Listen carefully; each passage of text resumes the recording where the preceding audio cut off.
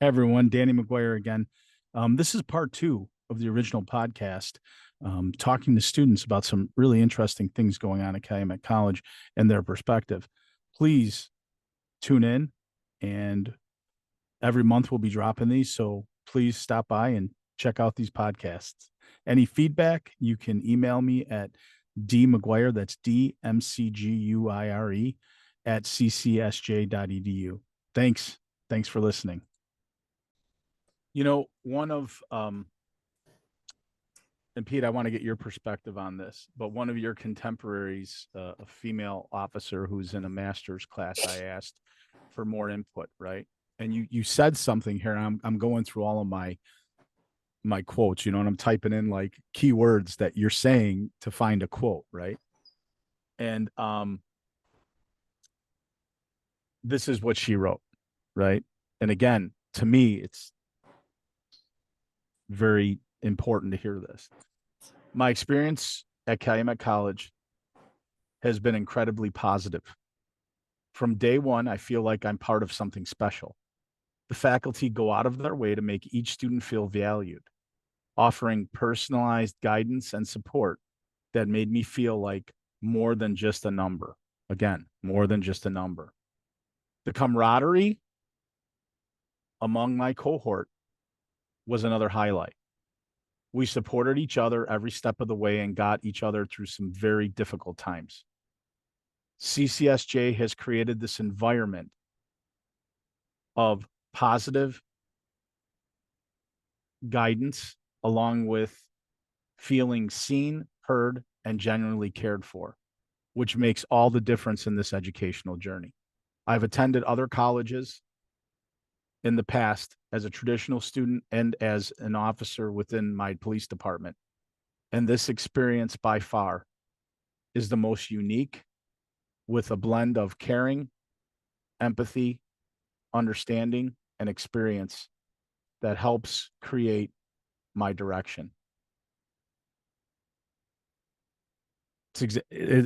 So like I said, when you were talking, Angel, I'm like typing in like the key words you're saying, and this is what's coming up because I keep all this stuff, right? For when I go to those meetings, and how much I mentioned to you all how much I love meetings, right? The Roman Empire did not become the world's most dominant power by sitting in meetings, right? They did it by going and taking over everyone and anyone who opposed them, right? That's how they did it. I'm sure they didn't have a meeting. And then the meeting probably looked like something like, General Pete, I want you to take your soldiers and go and take over that country anyway. Yes, sir. That's probably the meeting, right? So, but I saved this stuff for data, right? So, Pete, what's your perspective on all this? And then I want to So go to student number two, Diana. I'm waiting, but yeah. let's get the Pete first. So going back to school, it's afforded me the opportunity to develop a new or not a renewed meaning and sense in life. And it's not just with my job, but it's with other things. The positive and the compassion of yourself, the other instructors as well. It's led me to just apply some of those things, not only the materials learned, but the positivity to just in everyday life, volunteering. I'm finding myself wanting to learn more skills. I mean, just it's seriously, it really is infectious what you guys have done, and I can't sing your guys' praises enough. I really cannot. It's the best decision I've made in my recent adult life. It's going back for sure. Excellent. I didn't want to cut anybody off. Sorry. No, that's okay. Go ahead. I would say thank you to you, and thank you to all the rest of the instructors. You guys are amazing. Like everybody said, there's no words, enough words that could for us to thank you. It's you guys are understanding, appreciative. You guys work around us. You make us feel that we're just not a number. I've started my career early, well, when I was younger, so early in my life, so I wasn't able to finish school. So I was going back and forth from which university to choose, and everybody kept telling me Calumet. So I gave it a chance, and I do not regret it at all. It's helped me become more organized, and you guys are very understanding and help us not only just with school, it's outside of school. you make us, feel that we're being heard. You're helping us, learn constantly within our career as well as in school. So, like I said, I appreciate it, and I do not regret this decision at all. I actually encourage other coworkers of mine to come back to school. It's people think it's hard, and I was one of them. I I worked midnights. I was like, I can't do it. I made so many excuses. I couldn't do it because of midnight schedule. I couldn't do it because of this. Couldn't do it because of the days off canceled, the 12 hours, not all that stuff. I made so many excuses, but coming back was probably the greatest decision of my life. And you do this thing constantly, and I'm pretty sure you remember my answer from the last time, just because you have great memory and you make us feel that we're important to you. You asked me what was our 5-year plan, and I remember you texted me aside and you said, "Hey, you know, because of my response." And I don't this year, well, this semester now, my 5-year plan has changed because of you, and I just wanted to say thank you for that. Um, I appreciate that, and I appreciate you, and I appreciate all the students, which is why I want to connect with you. And I remember that conversation, and it to me, that's heartwarming to hear you say that because of something that we had a conversation about, right? Um, and that's what's about. So I didn't mean to interrupt, but I get a bit emotional sometimes when stuff like that happens, because that's what we're all here for, right? We all took this job, right, in public service, public safety, law enforcement, whatever it may be, to make a difference in someone's life. Now, I might not do that anymore, but I'm here helping you achieve your goals. And to me, hearing somebody say something like that makes me emotional. It makes me feel good, right? It makes me want to do more. While you were talking, I was listening, but I was typing in some of the things you said, right? Again, on my list of quotes, right? My find. So I like to highlight one of our faculty members here who teaches in the masters. And when you go to the masters, you'll have him, right? He was a mentor of mine when I started on the Cook County Sheriff's Department in that federally funded narcotics task force, SSDI, and worked in the MEG unit, right? And he had become the commander of MEG while I was there. And ever since then, he had been a mentor to me in many different aspects of my life. He took a liking to me. He's the same age as my father, spent the same time. My dad was in Vietnam. He was in Vietnam. He was a Navy corpsman pulling wounded Marines out of battle in Vietnam. And he went on to have a long career in the military. Illinois State Police commander, retired chief of 2 police departments, written books, had his own consulting firm, still works, 75, and he works for us, right? And he teaches collaborative leadership. And I couldn't think of anybody better to teach this. But I want to share something with you that was said that's on this point, right? It says, having Daniel McDivitt as an instructor at Calumet College was truly a transformative experience. With over 50 years of real world experience, he brings a depth of knowledge, practical insight that is unmatched. His expertise spans multi areas of public service, and he is genuinely passionate for student success.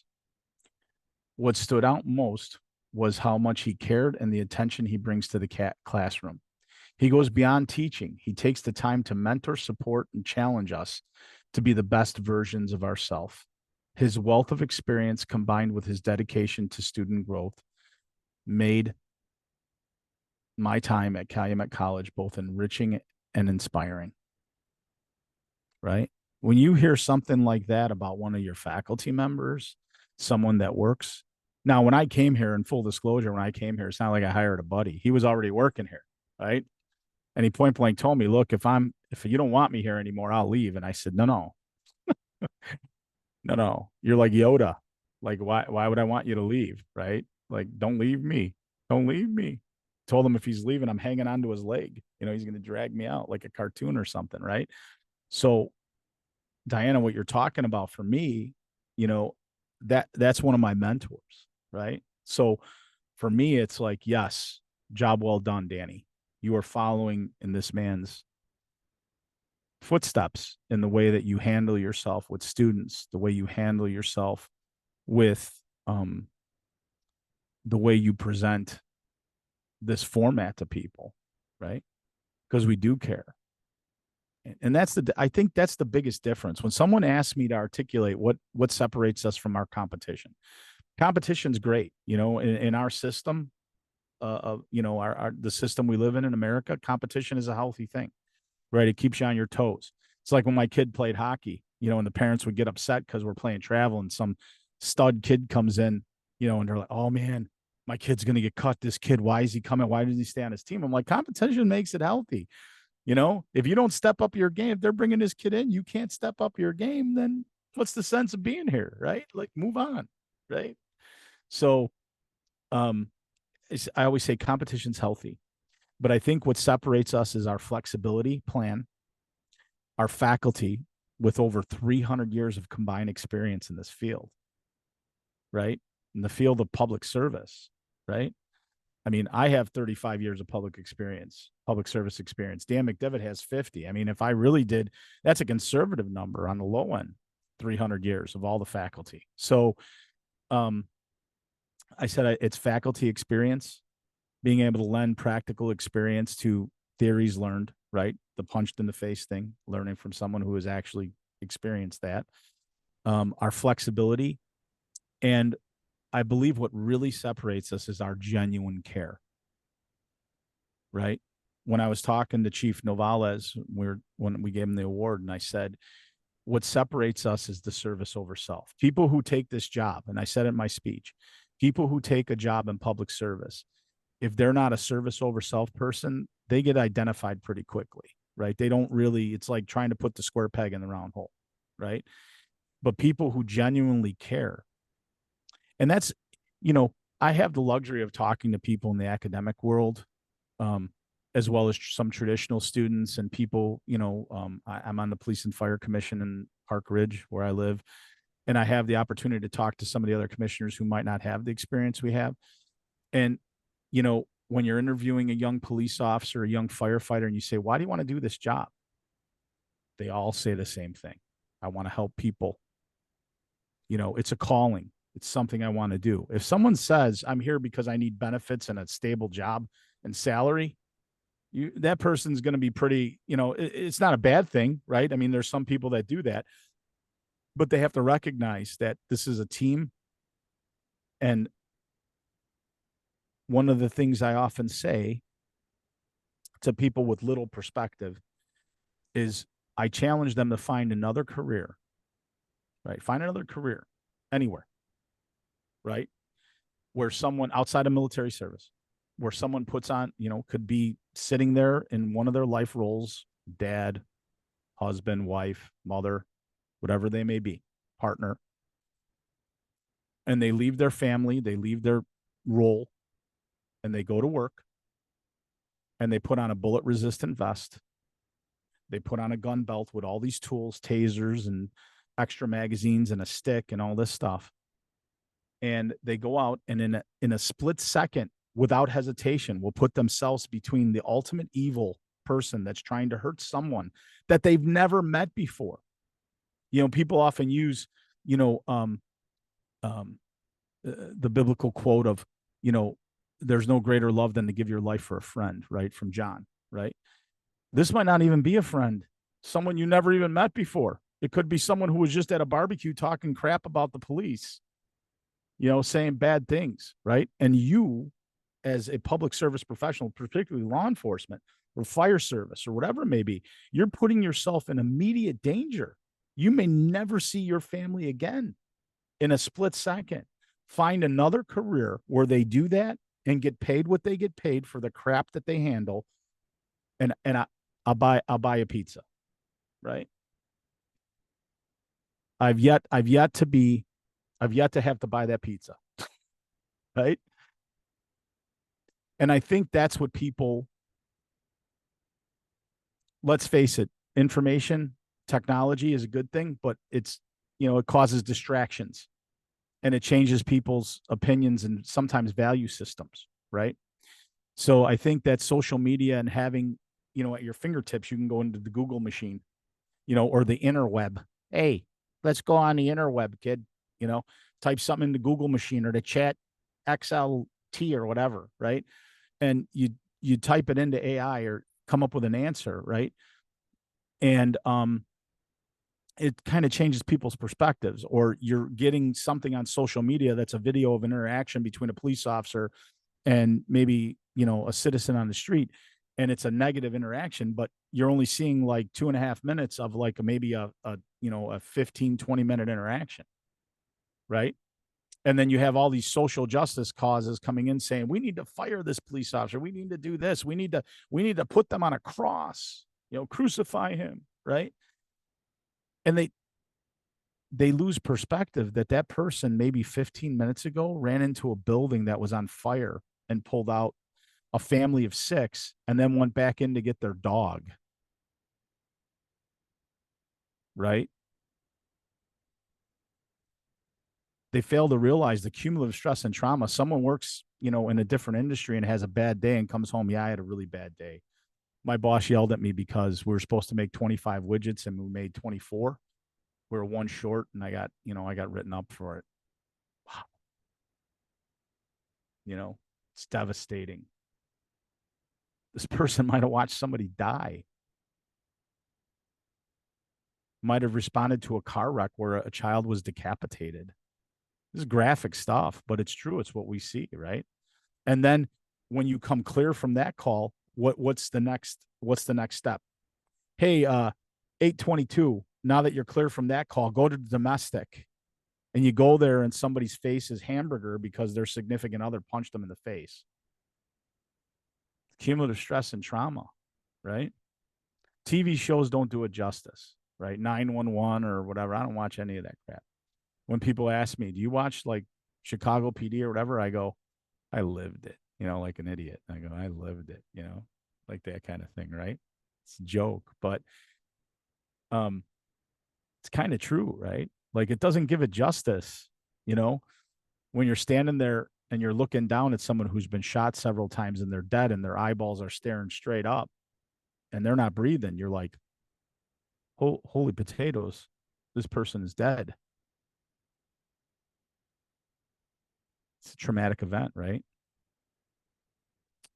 So what I've learned from you all students is that having a place like this to come and share those experiences with a faculty member who's like, yep, been there, done that, got the scars to prove it, still in therapy because of it, right?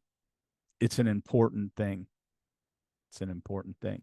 What do you think about that when I say that? Does it invoke any kind of thoughts? So definitely, and that wasn't touched, I don't think, by any of my classmates yet. And what you just said made it resonate with me. I do not only going back to class and attending class, do I find it educational and informative, but I find it extremely therapeutic as well. When I listen to the instructors like yourself and the others sharing their experiences, my classmates sharing their experiences, it's extremely therapeutic for me. And I think other folks probably get the same benefit of it that I do. So, and you are, to go back to what you said, you're definitely carrying on the professor's name, and I'm sorry for not remembering him, but you're definitely carrying on his legacy because the way you described him is everything we see in you. And I mean that truly. And thank you for that, to echo Diana's words. Well, Dan McDivitt is like, he's like Yoda, right? And he's probably going to watch this because that's what he does. And we're lucky to have him, right? We're lucky to have him, and he is, we gave him the St. George Award for lifetime service this summer, along with Father Matt Foley, who is that Matt Foley that lives in a van down by the river. It's that same guy. He's a Catholic priest in Chicago. He's a good friend of mine. He's the pastor at St. Gall, 55th and Kedzie, right? And he's a great man, but he is that Chris Farley character. That's him. It's him in real life, right? If you saw him, it would be completely different than what you would expect, right? He's in very good shape. He's, and he's a really great man. But he also has Bronze Stars as a chaplain in the United States Army, serving tours of duty, and he went in the Army, I think, at 40 to be a chaplain after 9/11 started as a Catholic priest. So spent time in Mexico with this town that was like, it's like crazy, like hundreds of square miles, where he was telling me a story once where a girl had died and his brother was there visiting and he was a pallbearer and he just had like a cardboard box she was in. Like it was unfathomable for all of us, right? But he deserved that award, lifetime service. Dan McDivitt, lifetime service, right? So when you have people like that that are mentors or guiding you, then you can't help to want to be a good mentor yourself and use this stuff, like some people go get a piece of paper, I got a bachelor's degree, a master's, right? Great. I went and got a bachelor's from Calumet College and 3 master's degrees and a doctorate for a reason, to use it, right? To share with you, right? I actually thought I'd be the superintendent of police someday, right? Because I had a doctorate in leadership. Here I am, right? Not the superintendent of police, although you have a good one, right? So it's a good thing. Any final thoughts before we close today's session? I appreciate it. And next week, we're going to talk about, we're going to expand on this topic. We're going to talk about this education, going back to school, gaining this education and stuff, using as a wellness strategy. So I want you to think about that next week when we go into the topic. Like if you have to do the Google machine or something to talk about that, using this opportunity to not only gain knowledge, enhance your career, but also as something that can occupy you with something positive rather than constantly precipitating on negative, right? So any closing thoughts before we move on? I think it's great. I think one of the biggest tools I think too is when people get a chance to express themselves is those discussion boards. Like there was one discussion board where, I mean, there's some of us that are kind of still shy to speak, some of the students and stuff like that. But some of those discussion boards, where there was one where we shared our traumatic experiences. There was a few where some people had shared their traumatic experiences, and I was very appreciative that they shared those, or they had a forum where they could share that traumatic experience, and we can relate to each other and pretty much tell each other, hey, we're there for each other no matter what. You're not the only one, and I think that was awesome. That's very. I think that was great strategy. Because that's one way where people can express themselves who normally might not be able to express themselves personally, but they have a forum where they can express themselves nonetheless, and we can we can bounce feedback on each other and motivate each other to keep moving forward and help each other up. I think that was awesome. Excellent. Diana, do you have any final thoughts before we go to Pete? I would pretty much agree with what he just said, 100%. Yeah, we set that up, the discussion format, to give you a little bit of vehicle, and then in live sessions, some people I think are a little bit more apt to share in a live session than they are at, writing something down, memorializing it, putting it out there where it might be able to be shared outside of their permissions. I think people are a little hesitant in that, but in the live sessions, we do have a lot of good dialogue, and especially when we have technical difficulty, in those recordings that we do for class, like we have technical difficulty, and then we come back from it, we can share things that, are not memorialized. So I think invoking that process is very important for the students. So I appreciate that. Pete, last but not least, buddy. So one of your classmates texted me who was on here earlier, and he said, I'm pissed. I keep getting booted. So he just wanted to share his